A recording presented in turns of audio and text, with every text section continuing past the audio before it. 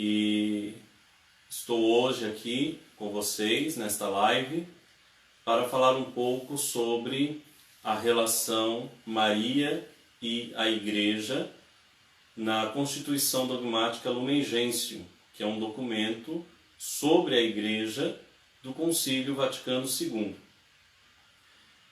Espero que todos vocês estejam bem, estejam com saúde, né? E pedimos, antes de iniciarmos este momento, né, de formação, pedimos que Nossa Senhora, ela que é a mãe de todos nós, ela que é a mãe de Cristo e da Igreja, que possa interceder a Deus por cada um de nós, de maneira especial por todos aqueles que têm sofrido com esta pandemia do Covid-19. Em nome do Pai, do Filho e do Espírito Santo. Amém. Ave Maria, cheia de graça, o Senhor é convosco. Bendita sois vós entre as mulheres, e bendito é o fruto do vosso ventre, Jesus. Santa Maria, Mãe de Deus, rogai por nós, pecadores, agora e na hora de nossa morte. Amém. Ó Maria concebida sem pecado, rogai por nós, que recorremos a vós. Iniciando então este nosso momento de formação, é importante nós dizermos que desde os primórdios do cristianismo, a figura de Maria, a pessoa de Maria, ela é já trabalhada, né? A sua participação na história da salvação já é trabalhada teologicamente pelos chamados padres da Igreja. Isso porque, de fato, segundo os evangelhos, Maria tem participação no mistério salvífico de Deus, através da encarnação do Verbo de Deus no seu ventre. Por isso, já desde muito cedo, a Igreja pensou a figura de Maria relacionada sempre à pessoa de Cristo, né? E daí que nós teremos, por exemplo, os dogmas marianos, os primeiros dogmas marianos, a maternidade divina, que é promulgada em 431 no Concílio de Éfeso, e a virgindade perpétua, que também vai ser promulgado no Sínodo de Latrão em 649, tá? Então, já nos primeiros séculos, a pessoa de Maria, ela é vista sempre em relação à pessoa de Cristo. Por isso, o tema Maria sempre se fará presente dentro da narrativa teológica dos primeiros séculos, principalmente por causa da pessoa de Jesus Cristo. Isso é importante a gente saber, né? Tudo que nós falamos de Maria, nós falamos por causa da pessoa de Jesus Cristo. Então, quando nós dizemos Maria, Mãe de Deus, nós estamos, na verdade, defendendo um dogma que afirma que o Verbo de Deus encarnou-se verdadeiramente no seio da Virgem. Por isso ela é chamada pelos gregos de Theotokos, pelos latinos de Deípara, ou também Mater Dei, né? Fazendo esta alusão ao fato de ela ter gerado o Verbo de Deus e ter dado à luz ao Filho de Deus, tá? E também, no que diz respeito à virgindade perpétua, os padres da Igreja vão trabalhar muito a ideia de que o Cristo nasce da terra virgem, que é Maria, assim como o primeiro Adão nasceu da terra virgem, né? E haverá também uma certa comparação da figura de Maria com a figura de Eva. Se por Eva nos vem o pecado, né, ou a condenação, por Maria nos vem a salvação, que é Jesus Cristo. Depois, em 1854, nós temos o dogma da Imaculada Conceição, que é promulgado pelo Papa Pio IX, e em 1950 nós temos o dogma da Assunção de Nossa Senhora, que é promulgado pelo Papa Pio XII. Estes 4 dogmas que são promulgados pela Igreja já mostram, em primeiro lugar, a relação Maria-Cristo, mas já indicam também a relação Maria-Igreja, porque Maria, desde os primórdios, foi figura da Igreja. Os santos padres já indicavam que em Maria a Igreja pode se espelhar. Maria torna-se então modelo para aquela comunidade instituída por Cristo que foi chamada de Igreja. Tá certo? Então, Maria e Igreja, este tema já é trabalhado desde os primeiros séculos. Como um exemplo, vou citar um trecho de uma obra de Santo Agostinho, sobre a virgindade consagrada, em que Santo Agostinho vai dizer o seguinte: em todas as mulheres, entre todas as mulheres, Maria é a única a ser, ao mesmo tempo, virgem e mãe, não somente segundo o espírito, mas também pelo corpo. Ela é mãe conforme o espírito, não daquele que é nossa cabeça, ou seja, Cristo, isto é, do Salvador que dela nasceu. Pois todos os que nele creram, e nesse número ela mesma se encontra, são chamados com razão filhos do esposo. Mas certamente ela é mãe de seus membros, segundo o Espírito, pois cooperou com sua caridade para que nascessem fiéis na Igreja, os membros daquela divina cabeça, da qual ela mesma é corporalmente a verdadeira mãe. Então veja que Santo Agostinho relaciona Maria a Cristo, Maria à Igreja. Maria é mãe corporal de Cristo, o Salvador. Maria é mãe espiritual daqueles que são chamados membros do corpo de Cristo, que é a Igreja, né? Então já desde o início nós temos esta relação, mas por muito tempo esta relação foi deixada um pouco de lado, né, exatamente porque o que se falava de Maria dizia respeito geralmente à pessoa de Cristo em si. Então, maternidade divina enaltece a pessoa de Cristo, né? E claro, a pessoa de Maria acaba sendo destacada, né, por causa do dogma da maternidade divina.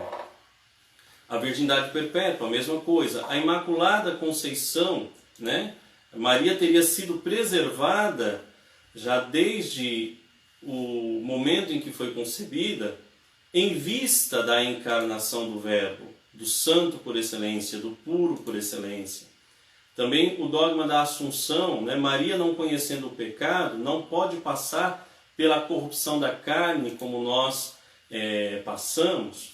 Então ela teria sido assumida por Deus de corpo e alma, primeira criatura humana, depois de Jesus Cristo, que se faz homem, né? Se faz criatura, a adentrar no reino dos céus de corpo e alma, tá certo? Então a Igreja sempre vai trabalhar a figura Maria. Mas, como eu dizia, esta relação geralmente se dá entre Maria e Cristo, que é, claro, promulgada pela Igreja. Mas chegará um momento em que haverá uma certa necessidade de se trabalhar um pouco mais a fundo esta relação Maria-Igreja. Por quê? Porque há uma certa tendência de enaltecer de tal forma a pessoa de Maria, que é como se ela não fosse membro da Igreja de Cristo, e há também uma tendência de se subtrair o sentido, né, de Maria no projeto salvífico de Deus, a ponto de desmerecê-la dentro da perspectiva da história da salvação. Por isso, em 1958, haverá um congresso mariano em Lourdes, e neste congresso mariano vão se destacar duas grandes escolas teológicas. Uma escola cristológica, que olha para a pessoa de Maria a partir dos méritos de Cristo, ou seja, a partir daquilo que ela recebeu em virtude da pessoa de Jesus, ou em virtude da encarnação do Verbo. Mas há também uma escola que quer identificar Maria como um membro da igreja, seu membro mais importante, mas mesmo assim, membro da igreja. Os riscos que nós temos, né, dessas duas escolas teológicas na escola cristotípica, ou seja, que vai acentuar a relação Maria e Cristo, nós corremos o risco de enaltecer de tal fato a pessoa de Maria, que ela acaba quase que se divinizando, né? Então nós quase que tornamos Maria como uma deusa, se nós não tomarmos cuidado. E a outra escola, né, se nós também não tomarmos cuidado, nós acabamos relativizando de tal forma a participação de Maria no projeto salvífico de Deus, que é como se Maria fosse mais uma dentro da comunidade cristã. Então essas duas escolas vão dialogar, né? E ao mesmo tempo que dialogam, vão defender as suas posições. Isso vai chegar no Concílio Vaticano II. O Concílio Vaticano II ele é pensado pelo Papa João XXIII. Então, no dia 25 de janeiro de 1959, o Papa João XXIII comunica a 17 cardeais a sua intenção de convocar um concílio ecumênico. No dia 25 de dezembro de 1961, o Papa João XXIII convoca este concílio para outubro de 1962. E no dia 11 de outubro de 1962, então, nós temos o início do concílio. Em 1963, no dia 3 de junho, o Papa João XXIII, que convoca o Concílio Vaticano II, morre. E assume o Papa Paulo VI no dia 21 de junho de 1963, ou seja, algumas semanas depois da morte de João XXIII. Em setembro de 1963, o concílio é retomado e no dia 8 de dezembro de 1965, o concílio é encerrado. Dentro deste período de concílio, é aprovado, além de tantos outros documentos, né, é aprovado o documento Lumen Gentium, no dia 21 de novembro de 1964. E este documento vai tratar especificamente sobre a Igreja. É a Constituição Dogmática Lumen Gentium sobre a Igreja. Tá?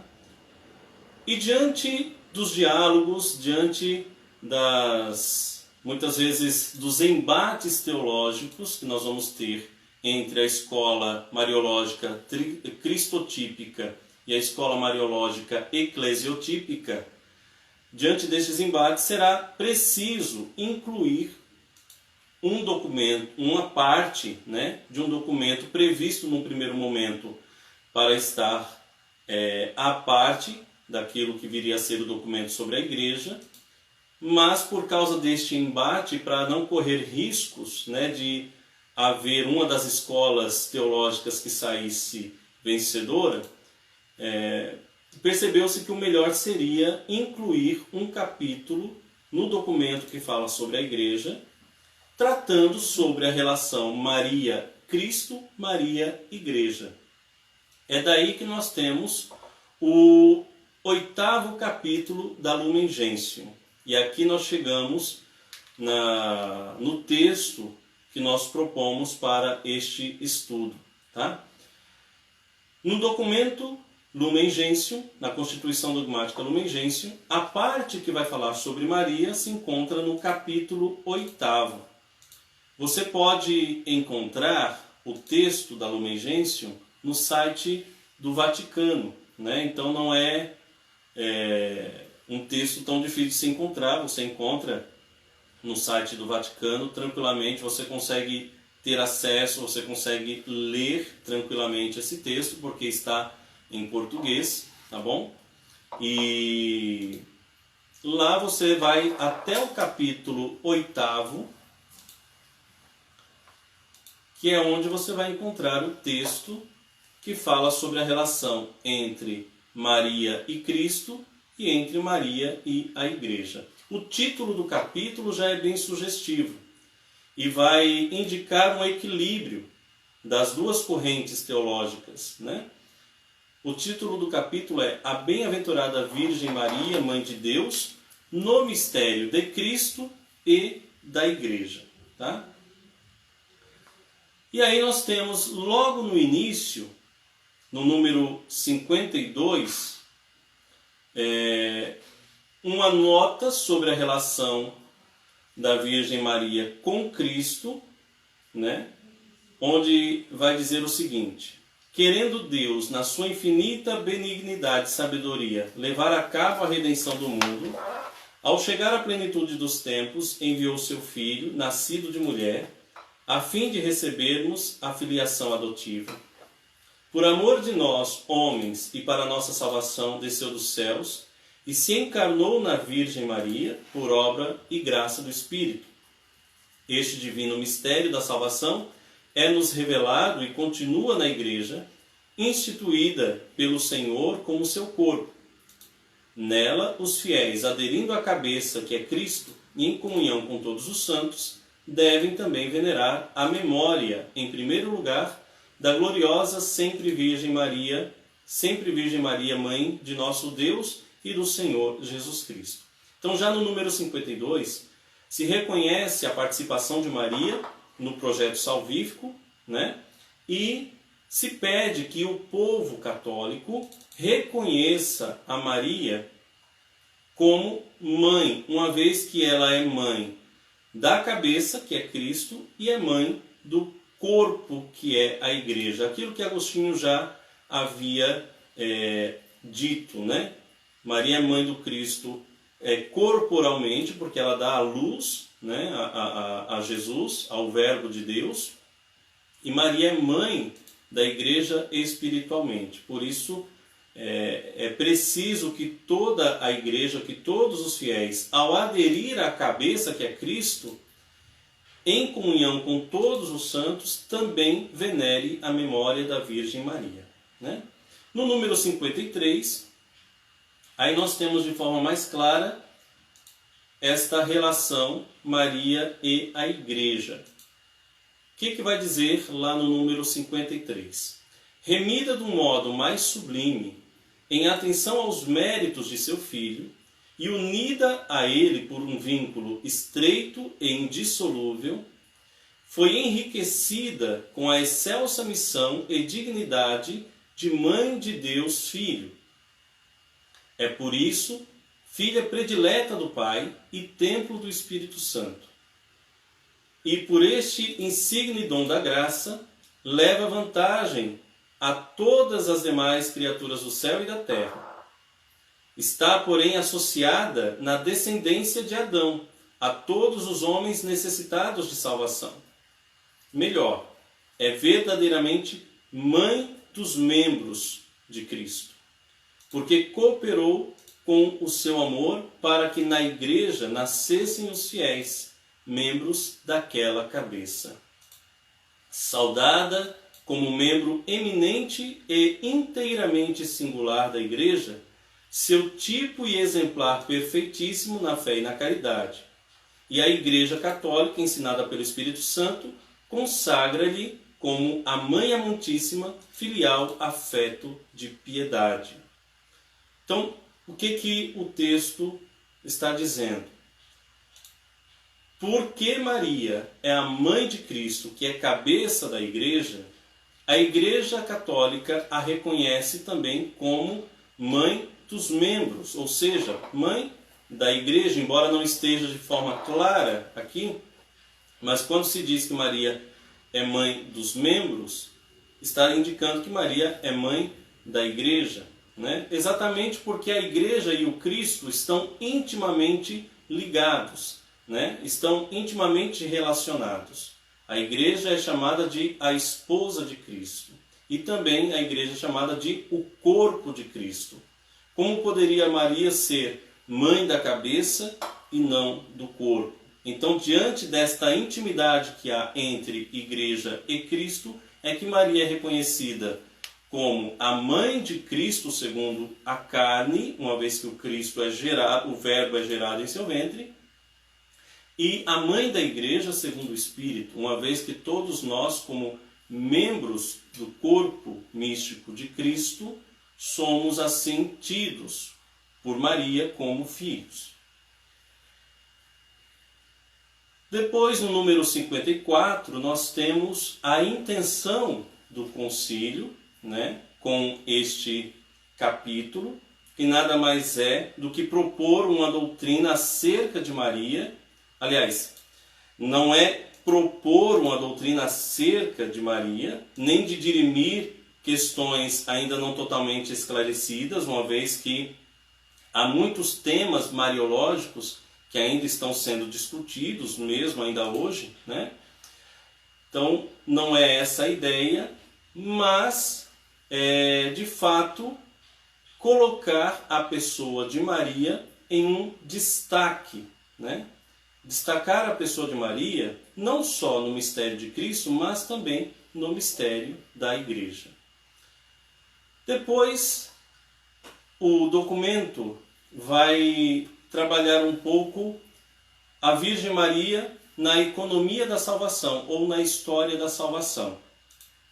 Vai até o Antigo Testamento e vai encontrar em algumas figuras do Antigo Testamento já sinais da Virgem Maria. Por exemplo, a mulher, né, que pisa na cabeça da serpente.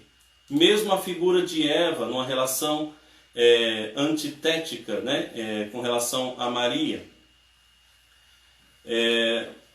Também a Virgem que vai dar à luz um filho, cujo nome será Emanuel, que nós encontramos lá em Isaías 7,14. Tá? Então, estas figuras serão relacionadas à pessoa de Maria.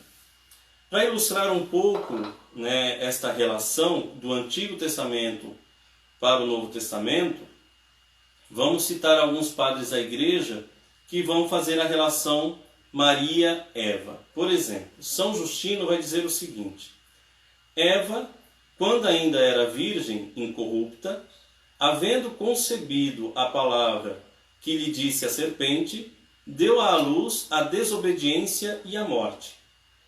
Mas a Virgem Maria concebeu fé e alegria quando o anjo Gabriel lhe deu a boa notícia de que o Espírito do Senhor viria sobre ela.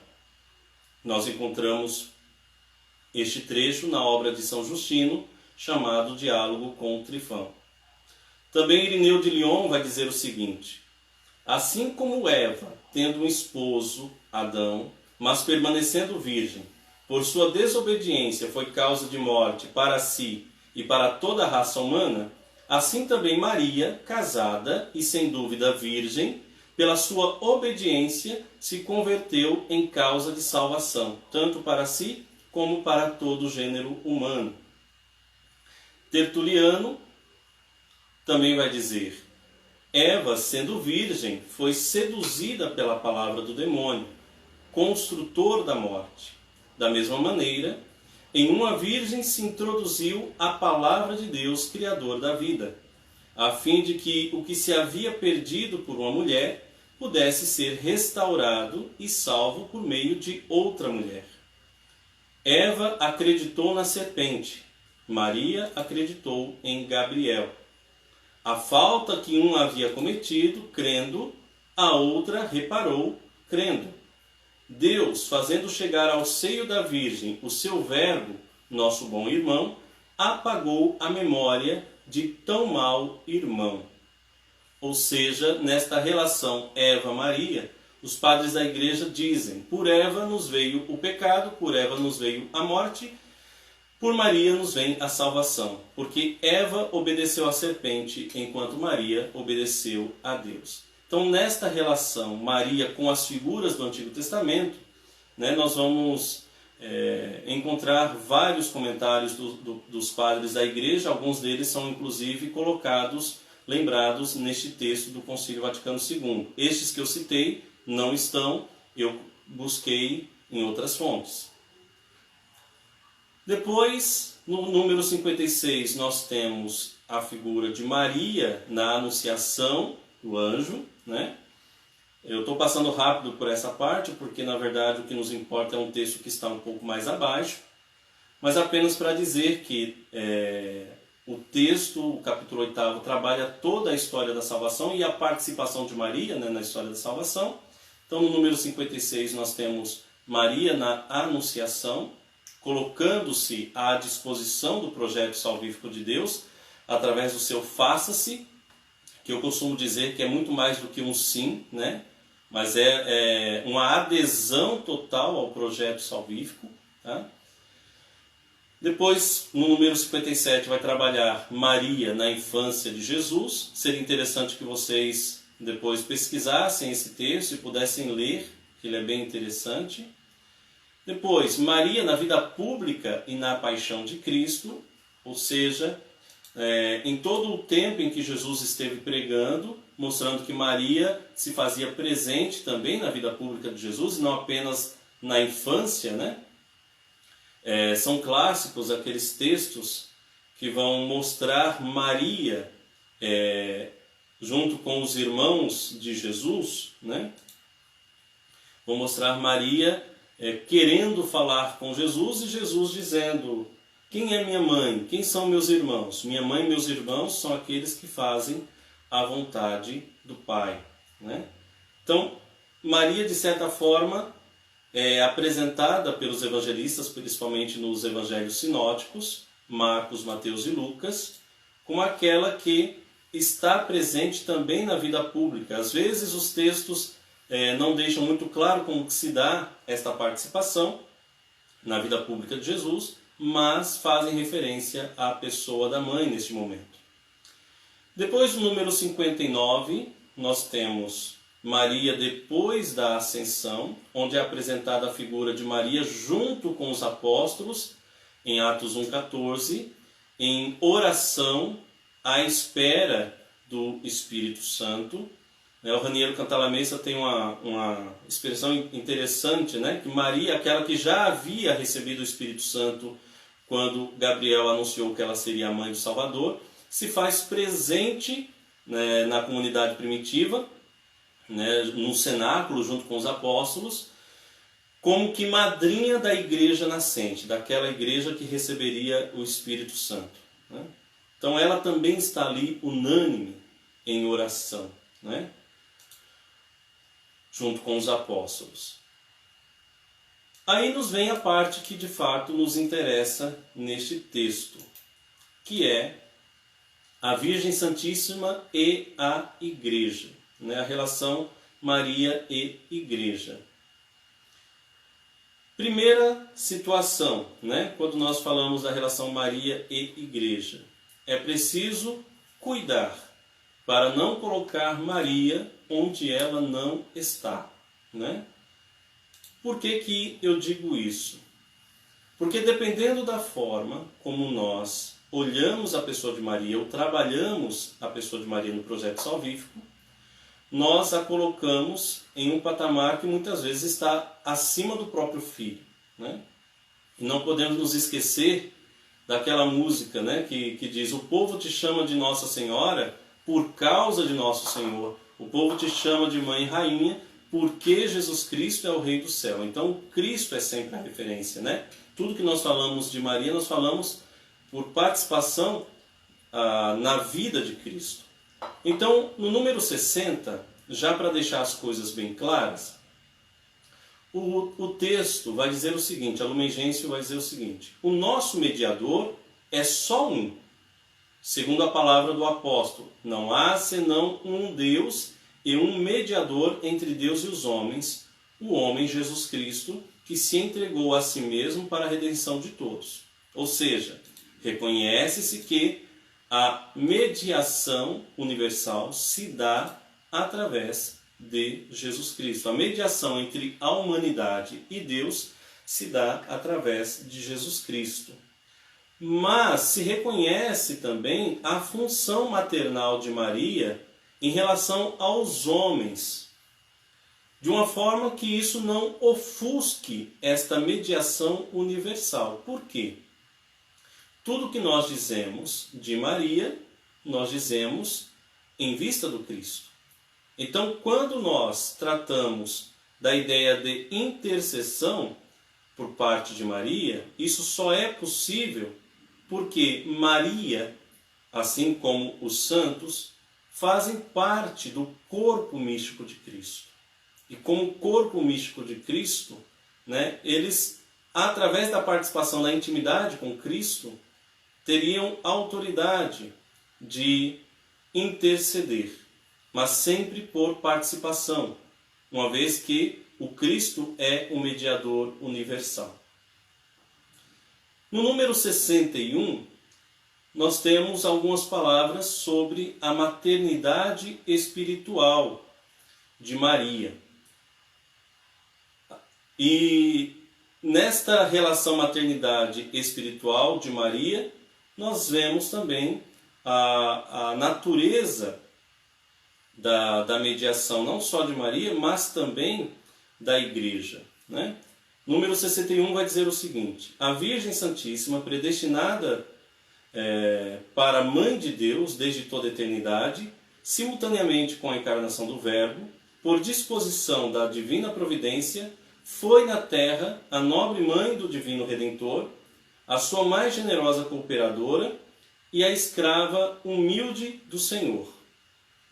Concebendo, gerando e alimentando a Cristo, apresentando-o ao Pai no templo, padecendo com ele quando agonizava na cruz, cooperou de modo singular com a sua fé, esperança e ardente caridade na obra do Salvador, para restaurar nas almas a vida sobrenatural. É por esta razão nossa mãe na ordem da graça. Aí nós temos agora a comparação, Maria-Igreja. Esta maternidade de Maria na economia da graça perdura sem interrupção desde o consentimento que fielmente deu na anunciação e que manteve inabalável junto à cruz até a consumação eterna de todos os eleitos.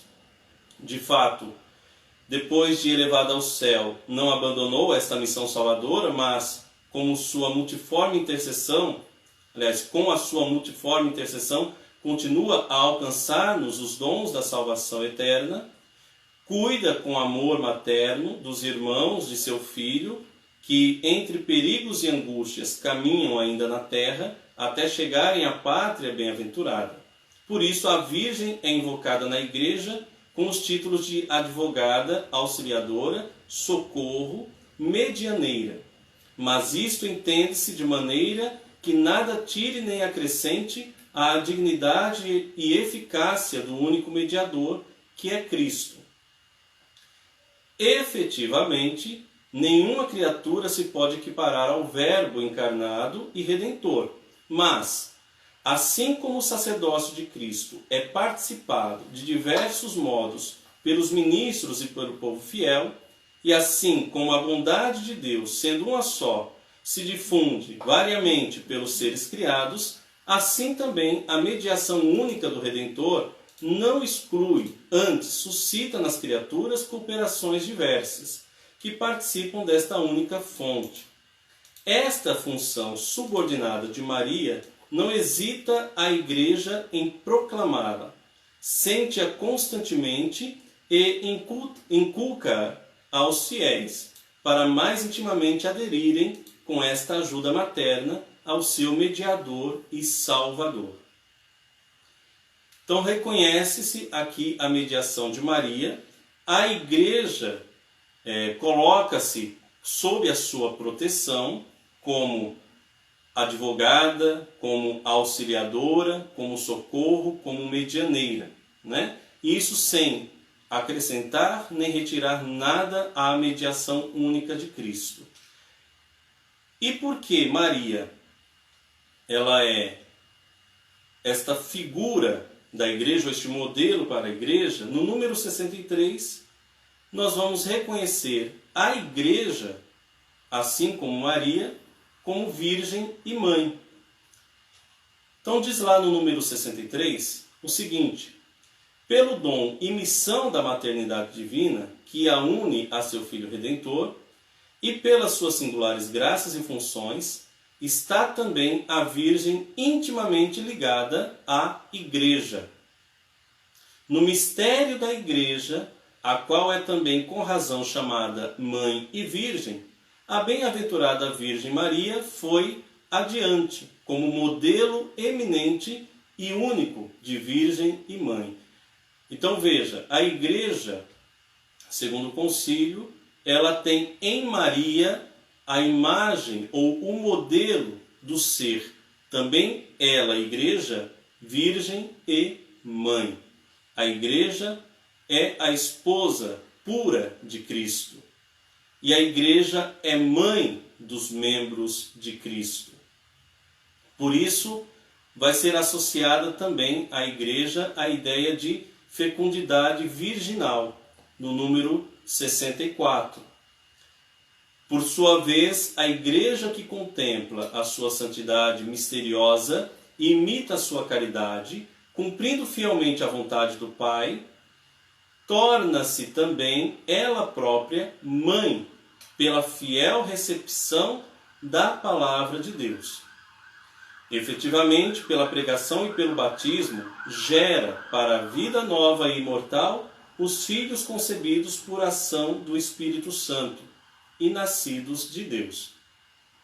E também ela é virgem, pois guarda fidelidade total e pura ao seu esposo e conserva virginalmente a imitação da mãe do seu Senhor e, por virtude do Espírito Santo, uma fé íntegra, uma sólida esperança e uma verdadeira caridade. Então aqui nós encontramos, talvez, o coração desta relação Maria-Igreja, né? Maria como figura da Igreja. Maria, ela não só é membro eminente da Igreja, por ser ela também discípula de seu Filho Jesus Cristo, por isso ela é também membro do corpo, mas, por ser membro eminente e por ser mãe da cabeça, que é Cristo, ela é também mãe da Igreja e seu exemplo, ou seu modelo. Se a Igreja quer ser mãe dos fiéis, em Maria ela encontra um modelo. Se a Igreja quer ser a Virgem Esposa de Cristo, em Maria ela encontra um modelo. E é isso que nós vemos aqui no número 64, tá bom?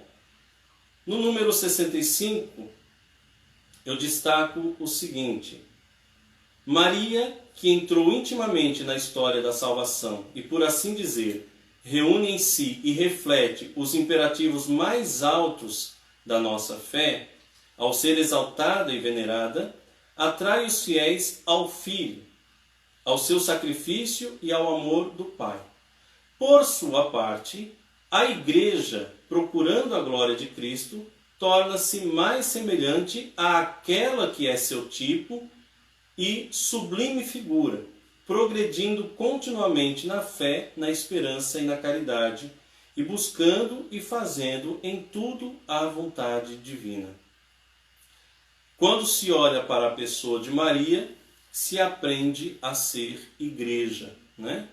Nós somos Igreja de Cristo e caminhamos sempre nesta intimidade com Cristo quando nós somos capazes de ser como Maria, né? De fazer a vontade do Pai, né? De viver a intimidade com o Verbo de Deus, de colocar, né, a pessoa do Cristo como referência verdadeira para a nossa salvação. Fazei tudo o que ele vos disser, né? Vai dizer Maria lá no Evangelho de João. Então é dessa forma, né, que a igreja se relaciona com Maria, olhando Maria como seu modelo, como aquela que é sua figura. Por isso que geralmente tudo que nós dizemos de Maria, nós podemos dizer também da igreja, né, uma vez que em Maria a igreja tem o seu modelo. Depois, prometo que já vou encerrando para não ficar mais cansativo do que já está. Nós temos uma fala no capítulo 8 sobre o culto da bem-aventurada Virgem Maria na igreja. O número 66, logo no início, vai dizer o seguinte: exaltada por graça do Senhor e colocada logo a seguir a seu Filho, acima de todos os anjos e homens, Maria, que como Mãe Santíssima de Deus tomou parte nos mistérios de Cristo, é com razão venerada pela Igreja com culto especial. Então, a Igreja venera a pessoa de Maria com culto especial, né? Porque considera Maria como a filha dileta do Pai, como aquela que, por causa do seu faça-se, contribuiu para a história da salvação. Por isso a igreja lhe reserva, né, um culto mais especial em comparação aos outros santos. Tá? Isso não quer dizer que isso a coloque na mesma dignidade do seu filho, porque o texto, o número 66, vai dizer bem claro, né? Logo a seguir a seu filho, ou seja, não tem a mesma dignidade, mas dentre todos os seres humanos, dentre todas as criaturas, é a mais eminente, né? Então, por isso, a igreja lhe reserva um culto especial. E todos nós sabemos, né, que durante o ano nós temos diversas festas litúrgicas que vão trabalhar ou vão tratar da pessoa de Maria. No primeiro dia do ano, 1º de janeiro, nós celebramos a festa da Mãe de Deus, o primeiro dogma. No dia 25 de março, nós celebramos a festa da Anunciação do Anjo, né, a Virgindade Perpétua. No dia 15 de agosto, nós celebramos a Assunção de Nossa Senhora, é o 4º dogma. No dia 8 de dezembro, nós celebramos a Imaculada Conceição, que é o 3º dogma promulgado. E, sem contar, todas as demais festas ao longo do ano que a igreja celebra. Então, Maria tem na igreja um culto especial, exatamente por ser a mãe do Salvador e mãe da igreja segundo a graça. Então, esta é a relação que a igreja tem com Maria. Primeiro, a reconhece como mãe, né? Uma vez que Maria é mãe da cabeça e, por graça, mãe dos membros de Cristo, que é a igreja. E também reconhecendo Maria como seu modelo principal, né? Tudo que nós dizemos de Maria, nós podemos dizer também da igreja. Okay? Então, aqui está a grande relação. Neste texto, então, nós vemos que há um equilíbrio das teses daquelas duas escolas que eu dizia no início, da escola cristológica e da escola eclesiológica, né? Então se considera Maria sim como membro da igreja, mas como membro eminente e ao mesmo tempo como mãe da igreja, né? Por graça, porque mãe de Cristo cabeça. Creio que é mais ou menos isso. Eu não sei se temos algumas perguntas, talvez através das perguntas a gente deixa mais clara essa relação. Gustavo Laureano perguntou se hoje algum desenvolvimento de um possível novo dogma mariano vai evidenciar a relação Maria e Igreja?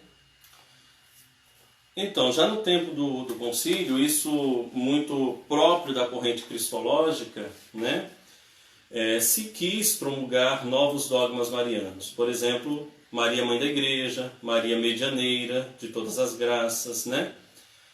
Corredentora, e aí vai. Mas ainda são temas que são trabalhados por teólogos. Nós não chegamos ainda a uma definição, né? Há muito que se estudar. Essas escolas teológicas, de certa forma, ainda mantêm-se vivas e atuantes, né? Tem-se a ideia de repente, por exemplo, se promulga um dogma da mediação ou da corredenção, né? Se isso não esvaziaria a ideia da mediação única de Cristo, né? Por outro lado, se quer definir novos dogmas para demonstrar que Maria de fato tem uma participação especial no projeto salvífico de Deus.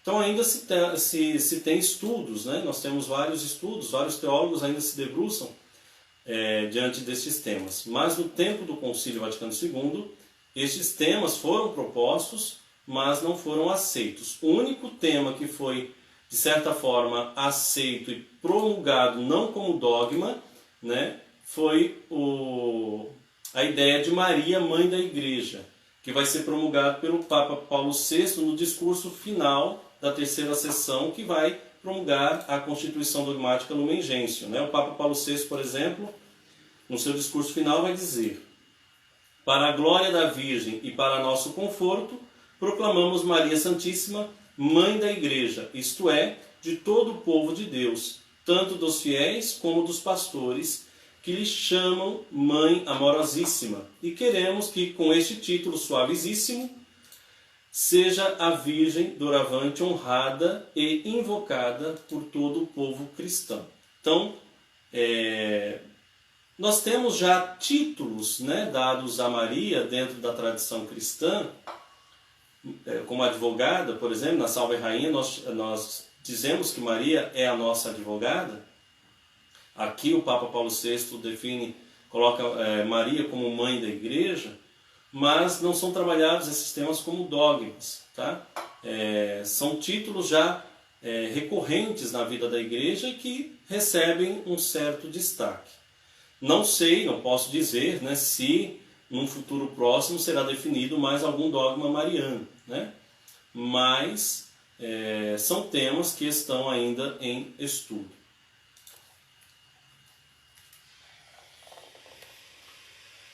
Padre David, muitas pessoas que não sabem a diferença da Assunção de Maria e a Ascensão de Jesus Cristo. A Ascensão de Jesus Cristo, geralmente nós explicamos da seguinte forma, né? Nos Atos dos Apóstolos diz que Jesus foi elevado por Deus aos céus. E ele volta àquela realidade primeira, antes de se encarnar. Ele, como o Verbo, como uma das pessoas da Trindade, já existia nesta realidade de céu, nessa realidade de eternidade. Então, o Verbo volta, digamos assim. As nossas palavras elas são um pouco limitadas, né, para tratar sobre Deus, né? Mas o termo voltar, o termo ascender ou subir, né, são os termos melhores que nós conseguimos, né, para dizer que o Verbo retorna, digamos assim, ao seio da Trindade. Se é que, de alguma forma, o Verbo sai, porque o Verbo continua sendo o Verbo após a encarnação. Mas é uma forma para se dizer que a presença histórica de Jesus, né, enquanto ser visível, né, já não poderá ser mais percebida, né? Agora, a Assunção nada mais é do que o ser assumido por Deus. Então, Maria, ela é assumida na realidade divina, né? Maria, ela é assumida por Deus, a primeira das criaturas a ser assumida na realidade celeste, aquilo que acontecerá com cada um de nós, né? Todos nós, cremos nós, né, porque professamos a ressurreição da carne, todos nós seremos assumidos por Deus nesta realidade divina. Mas Maria é a primeira de todas as criaturas. Por quê? Porque ela não conheceu o pecado. E por não conhecer o pecado, ela estaria isenta da corrupção da carne que todos nós passaremos por causa desta natureza condicionada que nós temos, né? Então Maria, ela não teria sentido esta corrupção. Os teólogos gregos, muitos deles, vão trabalhar a ideia de assunção como dormição, né? Porque a morte de Maria seria uma espécie de uma dormição. Ela teria morrido e acordado já em Deus, né? Então esta é a diferença, né? Maria, ela é assumida em uma situação que não é dela primeiramente, né? Ela é assumida na realidade celeste, mas Maria é criatura humana, né? Diferente do Cristo. O Cristo, desde toda a eternidade, é o Verbo de Deus e em um determinado momento, como diz São Paulo, na plenitude dos tempos, ele se encarna e assume a nossa natureza humana, assume a nossa história, e chega um momento dentro dessa dinâmica histórica que o Cristo já não mais pode ser visto, né? Este momento nós chamamos de ascensão. Muito bem, pessoal, agradeço a presença de vocês aqui nesta live. Desculpem aí se gaguejei um pouco, se não foi bem o que vocês esperavam. Não estou muito acostumado com essa coisa de falar, né, para pessoas estando distantes, né? Embora eu saiba que vocês estão aí me acompanhando, mas a impressão que a gente tem do lado de cá é que a gente está falando para o celular, né? Então não estou muito acostumado com essa nova forma de evangelizar, tá? Mas a gente vai se virando, né? Que Deus abençoe todos vocês. Para encerrar este nosso momento, me foi pedido para cantar uma música aqui, então vou cantar Maria de Nazaré, que é uma música conhecida por todos nós, e é a mais fácil que eu achei para tocar e cantar também, né? Porque estou enferrujado no violão, e então vocês já desculpem caso erre alguma nota ou desafine, tá bom? Então vamos juntos, né? Espero que você aí de casa possa cantar comigo. Maria de Nazaré, Maria me cativou, fez mais forte a minha fé e por filho me adotou. Às vezes eu paro e fico a pensar, e sem perceber me vejo a rezar, e o meu coração se põe a cantar pra Virgem de Nazaré. Menina que Deus amou e escolheu, pra mãe de Jesus, o Filho de Deus. Maria que o povo inteiro elegeu, Senhora e Mãe do céu. Ave Maria, Ave Maria, Ave Maria, Mãe de Jesus. Maria que eu quero bem, Maria do puro amor, igual a você ninguém, Mãe pura do meu Senhor. Em cada mulher que a terra criou, um traço de Deus Maria deixou, um sonho de mãe Maria plantou, pro mundo encontrar a paz. Maria que fez o Cristo falar, Maria que fez Jesus caminhar, Maria que só viveu pra seu Deus, Maria do povo meu. Ave Maria, Ave Maria, Ave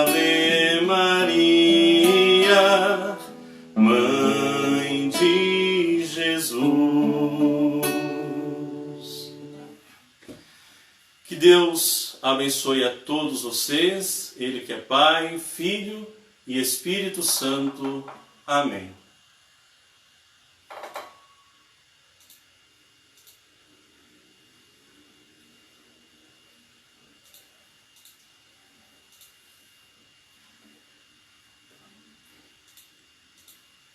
Pessoal, tudo Pronto, bem? é bom.